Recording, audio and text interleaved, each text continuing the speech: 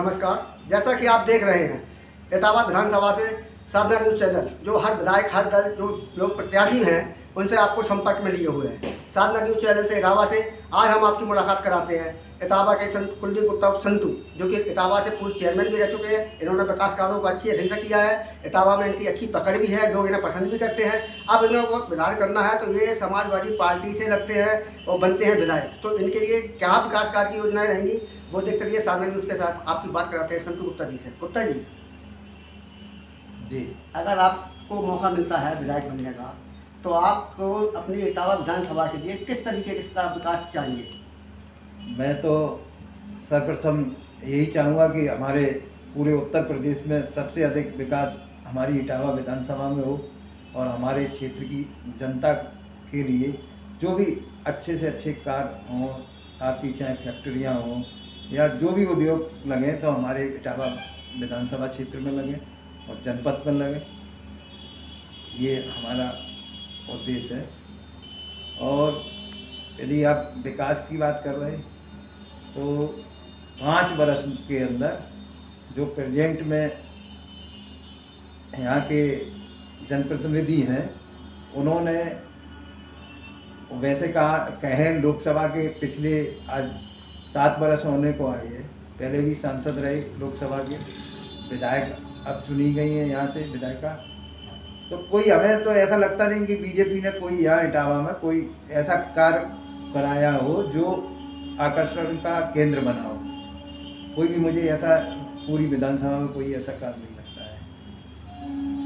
चुनाव को लेकर क्या लग रहा है, इस बार किसकी सरकार बनेगी? इस बार रियल में समाजवादी पार्टी की सरकार बनेगी, 100% बनेगी। इसलिए कि यहाँ की जो जनता है पूरे उत्तर प्रदेश की, हम तो अपने इटावा से ही देख रहे और जहाँ भी जाते हैं अपनी रिश्तेदारियों में, वहाँ का भी माहौल देखते हैं कि वहाँ समाजवादी पार्टी के अलावा जनता किसी को पसंद नहीं कर रही। अखिलेश यादव लीडर, सिर्फ अखिलेश यादव को चुनना चाहती है ऊपर की कुर्सी पर मुख्यमंत्री लेने पर। और क्या है, मतलब किस तरीके से चुनाव का माहौल बन रहा है? नहीं, विकास की बात यदि करें और चुनाव की माहौल करें, मैं पिछली बार यहाँ चुनाव लड़ा था समाजवादी पार्टी से और उससे पहले यहाँ नगर के अंदर चेयरमैन रहा। ऐसा नहीं कि हम अकेले चेयरमैन रहे, हमसे पहले भी काफ़ी लोग चेयरमैन रहे यहाँ नगर पालिका के। उन्हें हमें ये नहीं समझ में आ रही कि वहाँ के जो बीजेपी के जनप्रतिनिधि हैं, इन्होंने जो पैसा मिलता है उससे अधिक कहाँ करा देंगे। इन्होंने सारा अपना पैसा इटावा के कॉलेजों में, प्राइवेट कॉलेजों में बांटा है। जो हम बता दूं, एक एक कॉलेज को 50-50 लाख रुपए दिए हैं। जो बीजेपी किताब बांट रही है, चाहे कौन सा कॉलेज देख लो, उसमें जितनी निधि मिलती है 5 साल के अंदर, उसकी 1/3 निधि उन्होंने कॉलेजों को दी है।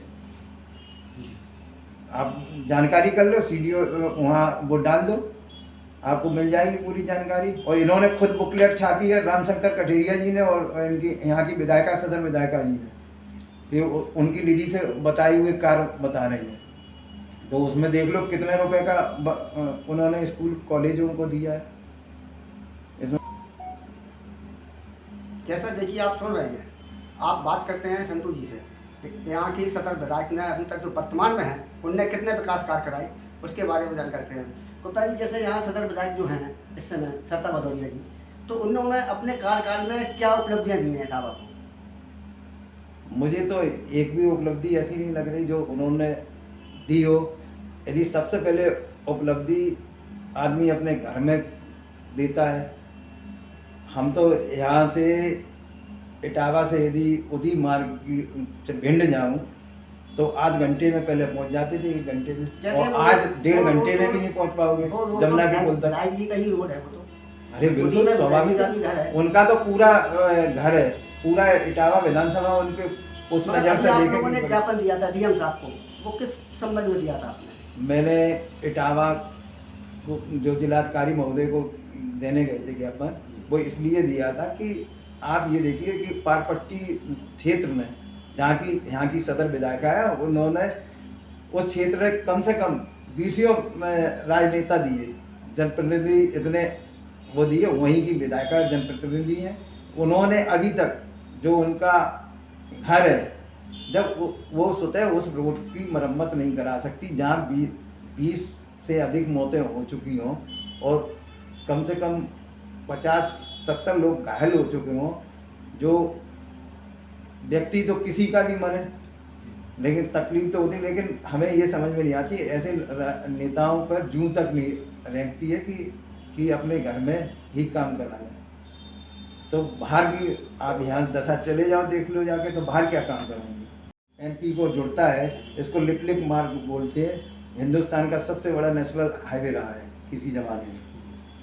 तो इसका जब हम लोग पिछली सरकार अखिलेश जी की थी, तो इसमें हम लोगों ने जमुना के पुल तक, मुख्य उद्देश्य था जब हम चेयरमैन थे, कालीबान मंदिर तक, जमुना के पुल तक जुड़वाया था, 4 लाइन बनवाई थी। इसी तरीके से हम एमपी के चंबिल के पुल तक यदि बनूंगा तो 100% 4 लाइन बनवाऊंगा। और दूसरा, आपके एक बीच में पुल है जिसको रूरा गांव बोलते हैं और उधर से बोलते हैं असबा, पार पट्टी जमुना के उस पार पड़ता है असबा और इस पार पड़ता है रूरा गांव।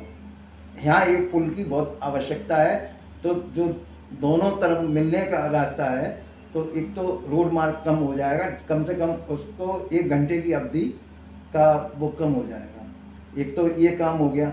दूसरा मेरी नज़र में सबसे अहम काम है, एक तो बाईपास, सोनमारा बाईपास से सड़क जुड़ती है शमशान घाट, जो आदमी को कम से कम 1 घंटे चक्कर लगा के आना पड़ता है और 5 मिनट की रास्ता है। उसको सबसे पहले मैं उस रास्ते को बनवाऊंगा। दूसरा, यदि मुझे जनता ने आशीर्वाद दिया तो दूसरा, शमशान घाट पर जब 10-10 एक्सीडेंट या पोस्टमार्टम की व्यवस्था होती है, हजारों आदमी धूप में खड़े रहते हैं और न पेयजल की व्यवस्था है। और सबसे पहले वहाँ एक अपने यदि आशीर्वाद मिला तो वहाँ एक हॉल बनाने का, जिसमें 1000 आदमी लोग बैठ जाएं छाई में और ठंडे पानी की व्यवस्था हो।